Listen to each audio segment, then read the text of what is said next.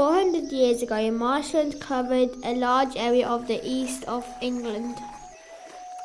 Its wet and boggy landscape provided a way of life for many people. It was known as the Fenland.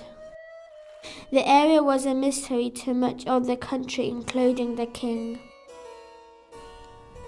King Charles I wanted to make more use of this land, so he summoned the Earl of Bedford to advise him. Cornelius Vermuyden, a successful Dutch engineer, was appointed to devise a plan to reclaim the land and transform the wet Fenland into fertile farmland. By creating drainage channels for water to flow into, the land would eventually become firm enough to grow crops.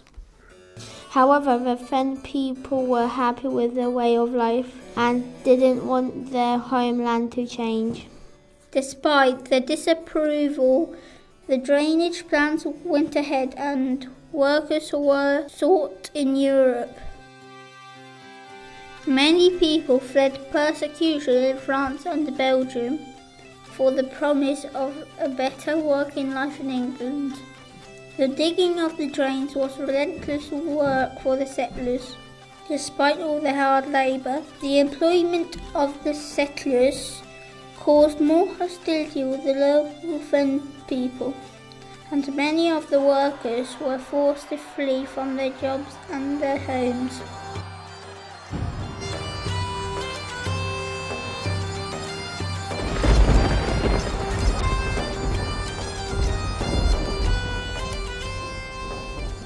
In 1642, England went to war with itself, and the Civil War divided the country. After it finished, many Scottish prisoners of war were taken and forced to continue digging for drains.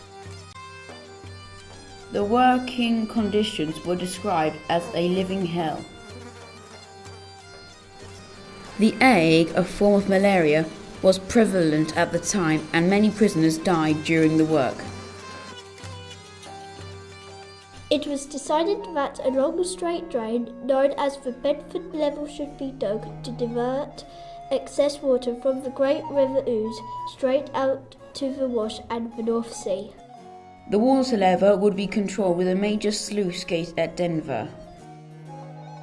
After decades of work, the new drainage system, with help from the wind pumps, was successful. Eventually, the farmland created was some of the richest and most fertile in the land, and the fens became vital to the production of the country's food.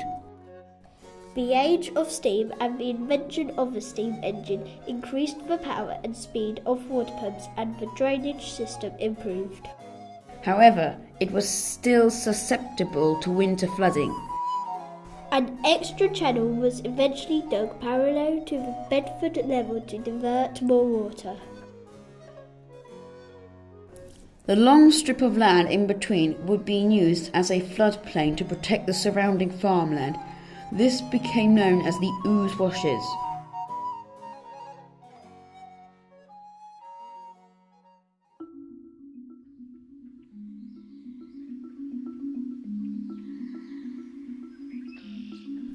The Ouse Washes are now one of the most important havens for wildlife in the country, and are home to many rare species of butterflies, moths, insects and birds, including hobbies,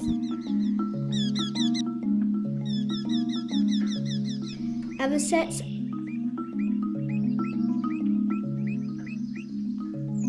and yellow wagtails.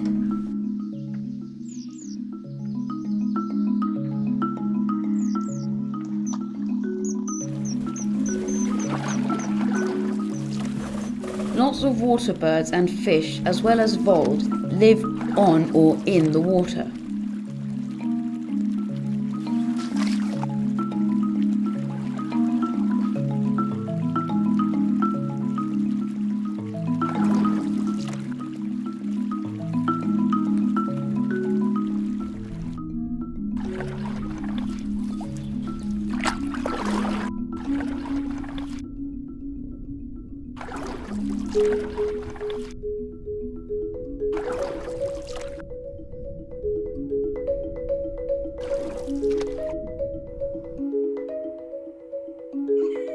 Barn owls and bats can also be seen at night.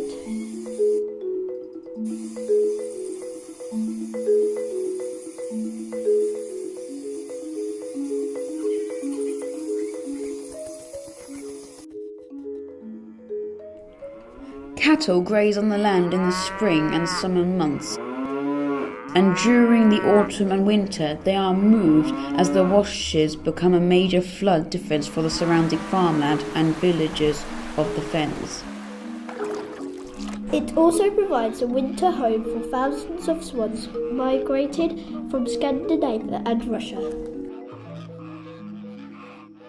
The Ouse Washes will play an important role in the future by providing a haven for endangered species of wildlife and protecting surrounding towns and villages against the environmental threats of rising sea levels and climate change.